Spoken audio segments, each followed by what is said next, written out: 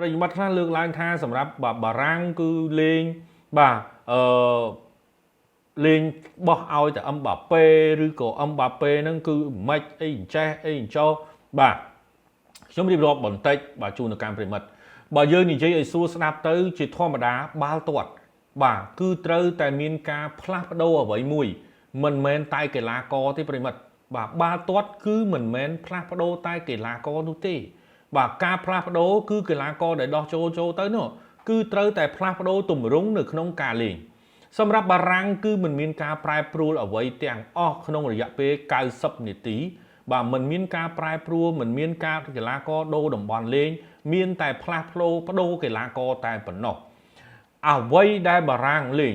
ចាប់តាំងពីវគ្គជម្រុះក្នុងពូលរហូតមកដល់វគ្គពាក់កណ្ដាលផ្ដាច់ព្រាត់បារាំងគឺមានតែរបៀបលេងដដែ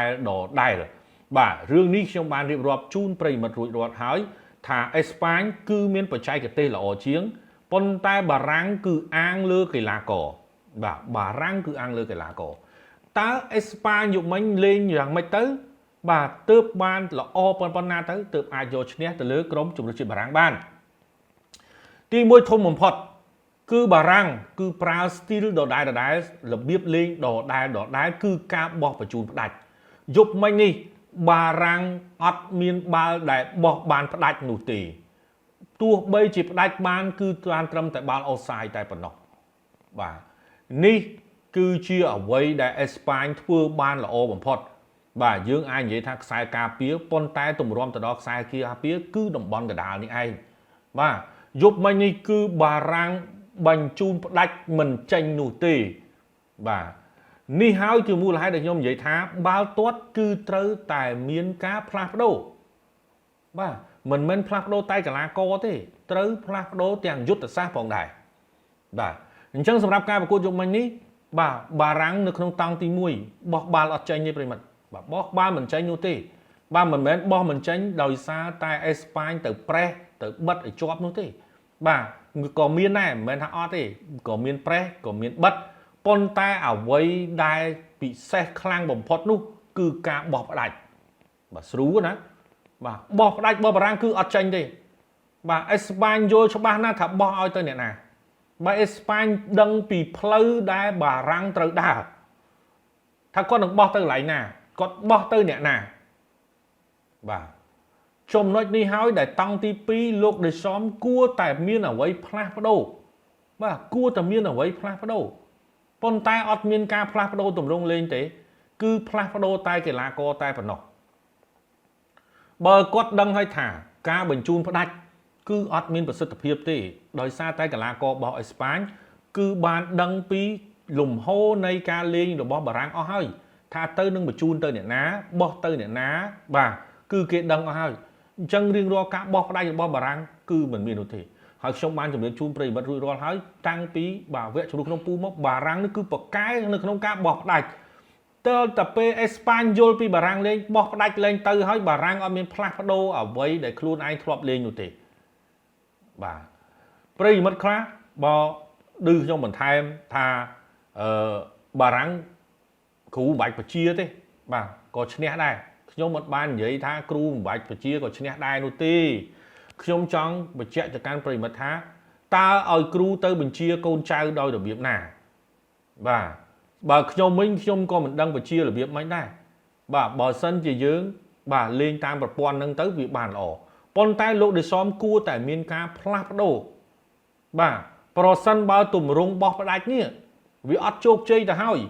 ចុះហេតុអីបានលោកដេសំមិនមានការផ្លាស់ប្ដូរនៅតែប្រើប្រាស់ទម្រង់ដដែលគឺការបោះផ្ដាច់បាទនេះគឺជាមូលហេតុចម្បងធំបាទរបស់ក្រុមជម្រើសជាតិបារាំងទី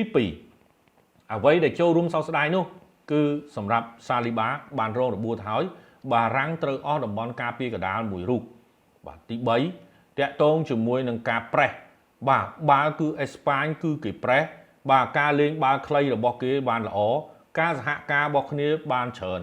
បារាំងចាប់តាំងពីបោះលេងចេញបារាំងបោះបាល់លេងត្រូវគ្នាតែម្ដងបាទមានន័យថាបារាំងគឺត្រូវបានបែកទម្រង់តាំងពីតង់ទី1មកម្លេះបាទបែកទម្រង់តាំងពីតង់ទី1មកម្លេះ រហូតឈានចូលដល់ប៉ងទី2ក៏បារាំងមិនអាចបញ្ជូនបាល់ត្រូវគ្នាដែរបាទខូចបែកទម្រង់បាត់ទៅហើយបាទតង់ទី1បាទរឿងគេស៊ីមកគ្រាប់គឺជារឿងធម្មតាទេបញ្ហាធំបំផុតអត់មានបញ្ជូនផ្ដាច់បានអីមួយបាទអញ្ចឹងធ្វើឲ្យបាទកីឡាករគឺចាប់ផ្ដើមគេយល់អំពីការលេងរបស់បារាំងលើទីលានអស់បាត់ទៅហើយបាទនិយាយពីកីឡាកររបស់អេស្ប៉ាញនៅក្នុងការការពារវិញបាទសម្រាប់ការការពាររបស់អេស្ប៉ាញទាំងគូបាស៊ីឡាពកបាទយើងអាចនិយាយថាឡាពកមធ្យមតែគូបាស៊ីធ្វើបានល្អមែនតើបាទកីឡាករវ័យក្មេងរូនេះក៏ដូចជា Poro ជាពិសេស Cucurella អត់មានកីឡាករបារាំងណាមួយដែលញាក់គាត់ទៅដាច់បាននោះទេអ្វីដែលខ្ញុំសម្លឹងឃើញលើកន្លែងនេះពីដើមមកគឺមានការលេងបាទទុកឲ្យអូលីសលេងច្រើននៅក្នុងតំបន់ស្ដាំការប្រកួតយុមិញអូលីសអត់សូវលេងបានលេងស្ដាំទេគឺខូនឌីជាអ្នកលេងស្ដាំបាទខូនឌីអ្នកលេងស្ដាំជាមួយនឹងដេមបាឡេអូលីសេបែរទៅជាមកលេងនៅតំបន់កណ្ដាលតំបន់ខាងឆ្វេងទៅវិញនេះ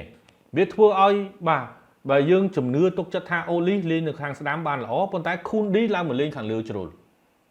បាទអញ្ចឹងអូលីសបញ្ចាញសមត្ថភាពបានតិចមែនតើយុគមិញដល់ពេលបាទខូនឌីទៅប៉ះគ្នាជាមួយនឹងខុកខើឡាមានណាបាទតែយុគមិញនេះបាទខ្ញុំនៅតែសរសើរដដែលបាទហើយក៏ខ្ញុំបានរៀបរាប់ជូនប្រិយមិត្តដែរគឺរ៉ូឌ្រីគឺជា key ដ៏សំខាន់របស់អេស្ប៉ាញបាទរ៉ូឌ្រីគឺជា key ដ៏សំខាន់របស់អេស្ប៉ាញកីឡាករបារាំងឲ្យតែមកក្នុងតំបន់កណ្ដាលគឺពិបាកនៅក្នុងការទៅមុខណាបាទឲ្យតែកីឡាករដែលត្រូវប្រឈមជាមួយនឹងរ៉ូឌ្រីបាទគឺពិបាកទៅមុខមែនតើបាទអ្វីដែលយើងឃើញសម្រាប់ក្រុមជម្រើសជាតិបារាំងគឺមានតែមួយក្បាច់នេះឯងអត់មានការផ្លាស់ប្ដូរអត់មានការផ្លាស់ប្ដូរទម្រង់លេងអ្វីផ្សេងគឺអត់មានអីទាំងអស់បាទអញ្ចឹងទោះបីជាដូររីយ៉ានឆឹកគីបាទដូរស្អីមកបន្ថែមទៀតដូរដាក់កូណេបាទក៏នៅតែឃើញមិនទៅមុខដែរបាទអត់ទៅមុខតែម្ដងបាល់នេះចាត់ទុកថាជារឿងល្អទៅចោះបាទដែលអេស្ប៉ាញហូបបានត្រឹម2ចាប់ពិតគ្រាប់បាល់ទី3បាទដែលឡាមីនយ៉ាម៉ាល់បាទអូសាយនោះហើយអ្វីដែលមិនគួរនោះទៀតនោះគឺឌូអេបាល់នេះគឺចំណេញទៅហើយបាទអ្នកចាំទីបាទ Simon ក៏ឡើងមកលើផុតទៅហើយបាទហើយការប្រជែងក៏ផុតហើយដែរបាល់នេះគឺអ្នកនៅកណ្ដាលគឺគេល្អបំផុតហើយនៅក្នុងការសុទ្ធប៉ុន្តែឌូអេឃើញគេនៅឡើងចង្អៀតនៅសុទ្ធទៀតហើយបាល់ដាច់អស់ហើយបាទបាល់នេះបើឲ្យដេមបាឡេគឺចូលបាត់ទៅហើយគឺត្រូវតែ2-1បាទហើយបើបាន2-1កីឡាករចាប់ផ្ដើមមានទឹកចិត្តបាទកីឡាករអេស្ប៉ាញក៏ចាប់ផ្ដើមបាទគឺត្រូវតែមានអារម្មណ៍គេហៅថារៀងតឹងរឹងជាងមុនបន្តិចបាទអញ្ចឹងចំណុចនេះគឺវាជារឿងមួយដែលបារាំងខ្លួនឯងបាទមិនបានផ្លាស់ប្ដូរអ្វីទាំងអស់បាទហើយសម្រាប់លោកដេសំបានត្រឹមតែនិយាយ formation នៅលើទីលានគឺដដែលអត់មានការផ្លាស់ប្ដូរ